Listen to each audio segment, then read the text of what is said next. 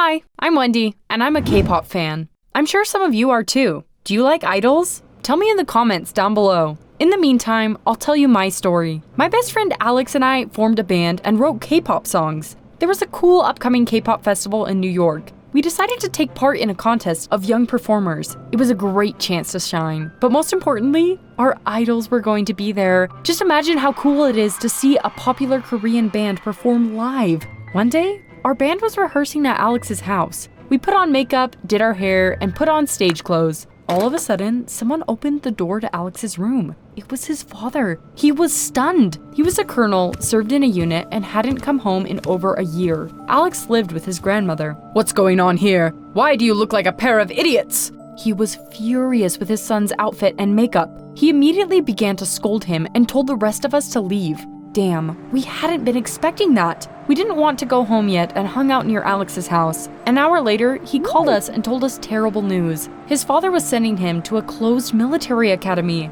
Apparently, he wanted to turn his weakling of a son into a real man. The worst thing was that Alex was supposed to leave the next day. The colonel had used his connections and ensured his son would be taken away as soon as possible. It was a disaster. The festival was taking place in just a few days. We couldn't perform without Alex because he was our lead guitar player. I asked if his dad could give him a few more days, but Alex said asking was pointless. His father was stubborn as a mule. You couldn't change his mind if he had decided something. I had only one idea left. Alex had to escape. However, when I told him to get out of the house, it turned out that his father had locked the door. Damn it. Well, we weren't about to give up. We waited until the lights were out and came up to his house. Alex had tied some sheets into a rope and climbed out the window and to the ground. But as soon as he did, the colonel suddenly came out of the house. Damn it! We didn't have enough time to escape. He yelled at us, grabbed Alex by the scruff of the neck, and dragged him back inside. "I'll call your parents in the morning. It seems you haven't been grounded in a while."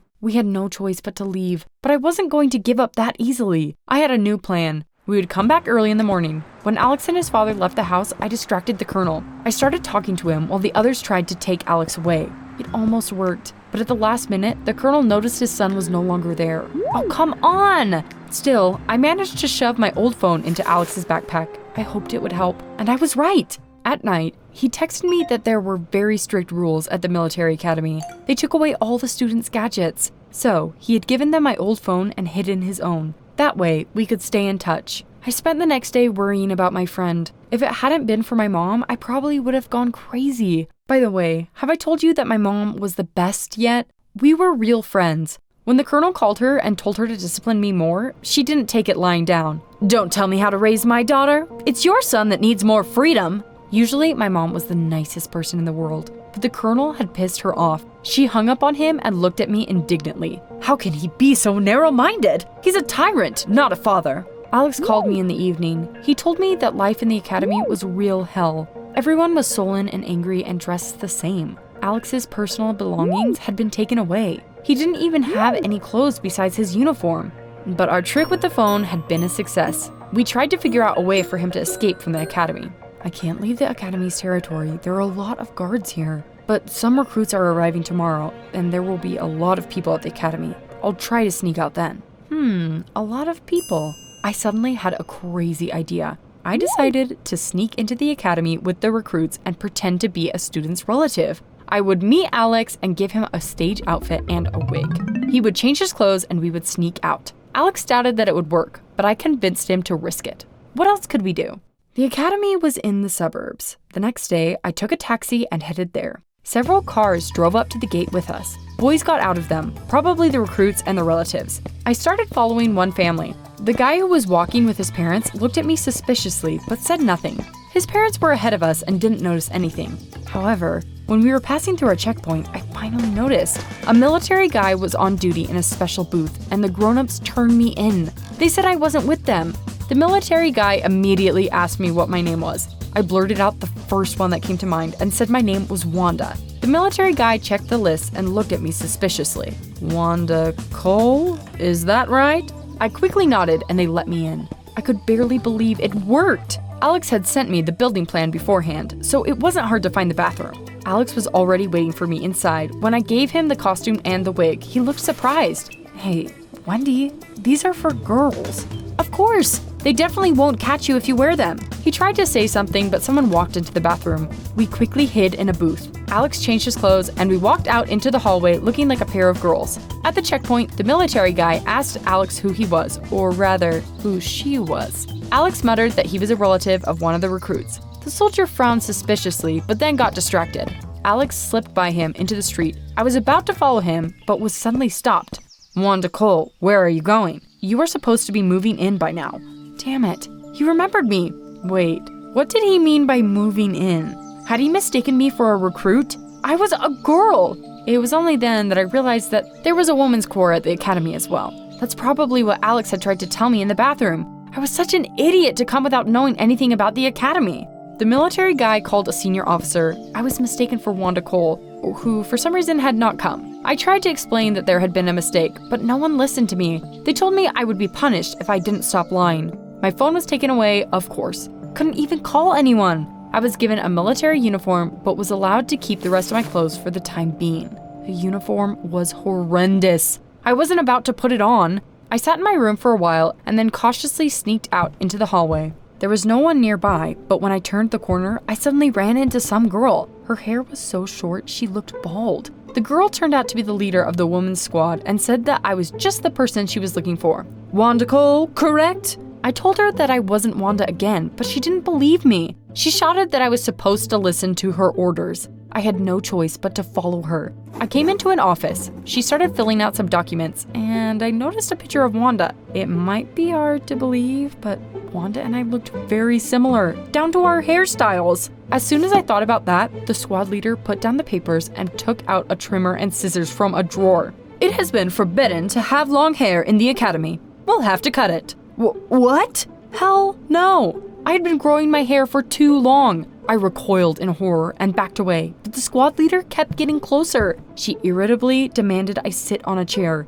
"Yeah, right, no way!" I ran out the door and down the hallway. The girl rushed after me with scissors in her hands. "Just you wait, I'll catch up anyway." Soon I was out of breath. She was definitely fitter than me. But then a girl with a cleaning cart got in our way. I pushed her and the cart over. That delayed the squad leader and I managed to get away. I ran up to the top floor and started to look for a place to hide. All of a sudden, I ran into a guy. Wait a minute. He was the one I walked into the academy with. I was afraid he would try to catch me, but he didn't. He froze for a second and then nodded at some door. Damn, should I go there or not? But then I heard voices nearby. I had to take a chance. Behind the door was a staircase that led me to the attic. I hid behind some old stuff and tried to come up with a plan. It was scary. I was still afraid that guy would rat me out. But time passed and no one came up to the attic. I decided to stay there a bit longer and then sneak out. Several hours passed and it got dark. I had almost calmed down. Then someone came into the attic. My heart started pounding like crazy. I pressed myself against the wall and closed my eyes. Please don't let them find me. Suddenly, someone put a hand on my shoulder and I almost screamed. I opened my eyes and saw that guy. His name turned out to be Evan. He had realized that I was there by mistake and wanted to help. He said he knew about an emergency exit and told me to follow him. I hesitated, but decided to trust him in the end. We crept through the hallways and came down to the first floor. We'd almost got to the door when a training officer suddenly appeared in front of us. The squad leader was standing next to him. Well, that was it. I was definitely finished. The military guy reprimanded Evan and sent him to his room. Then he told me to follow him. I almost burst out crying. I wouldn't cut my hair for anything. As we walked, I tried to figure a way out, but it turned out I didn't have to. I was brought to the checkpoint. My mom was standing there. Do you remember me saying she was the sweetest person in the world? Not at that moment. She was angry again. The military guys got an earful for not letting me out. They apologized to us and I was released. When we got into the car, Mom said that Alex had come to her and told her about everything. Of course, she had immediately come for me. While we were talking, another car drove up to the academy. Alex's father got out of it. He was absolutely furious. He'd probably found out about Alex running away. At home, my mom, Alex, and I discussed the latest developments. There was one day until the festival left. In the morning, Mom would take our band to New York. Her cousin lived there and she would let us stay there. However, as we were about to go to bed, there was a loud knock at the door. Alex looked out the window and saw his father's car. Damn it, I'm done for. The next moment, Mom came into our room. She told us not to panic and be quiet. Then she went downstairs and opened the door for the Colonel. Soon, we heard their voices. The Colonel suspected that his son was there and wanted to walk into the house. Mom wouldn't let him. "This is private property. If you try to barge in, you will have to deal with the police." She was amazing. Mom was 2 times smaller than him, but still managed to stand up to him. The Colonel left with nothing, and Alex breathed a sigh of relief. The next morning, the rest of the band came to our home. We put our things and musical instruments into the trunk. We were about to get in the car when Alex's father suddenly drove up to us again. We were so sick and tired of him. Naturally, he tried to take his son away again. It seemed like there was no way out, but I told you, my mom was the absolute best. She saved the day again. She pretended to understand how hard raising Alex was. She looked down, sighed, and admitted that she had been wrong. Mom got the Colonel to turn away for a minute. While he was distracted, we quickly got into the car. Our drummer had a driver's license. He got behind the wheel and we took off. The Colonel got into his car and hit the gas too, but it was too late. We managed to get away from him. We were afraid he would try to track us by the license plate, so we left Mom's car in a parking lot and hitched a ride to New York. It was uncomfortable since we had a lot of stuff, but worth it. It turned out to be a great adventure. In the evening, we reached my mother's cousin.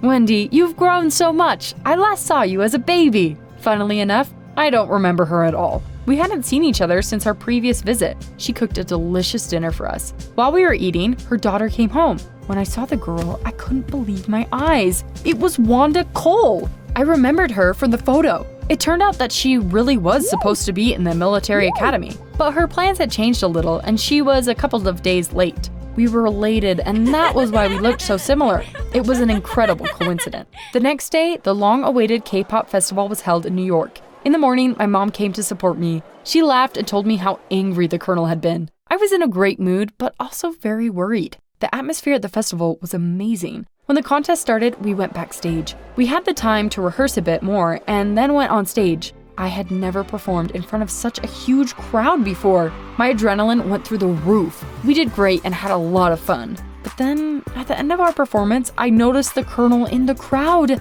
Damn it! He was shouting something and trying to get to us. But then, the beat struck and the disco lights came on. A spotlight lit up the other end of the stage. There was another band standing there.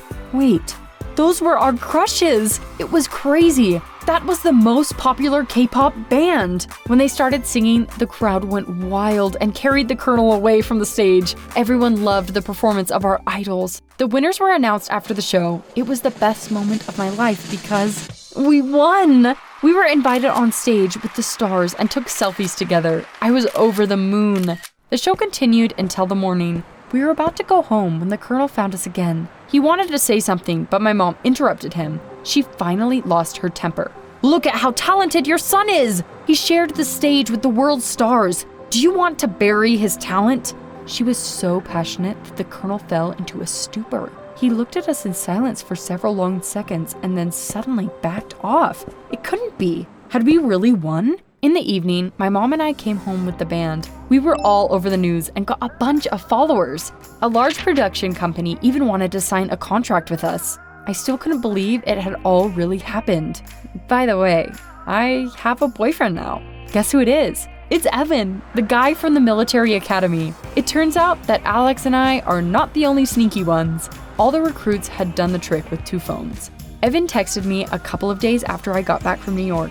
We started chatting and meeting on weekends. The Colonel finally left Alex alone. And the funniest thing was, he suddenly started hitting on my mom. No one had ever stood up to him like that before, and he was very impressed. The most important lesson I learned after our adventure is that dreams can come true. You just have to believe it and strive toward your goal no matter what.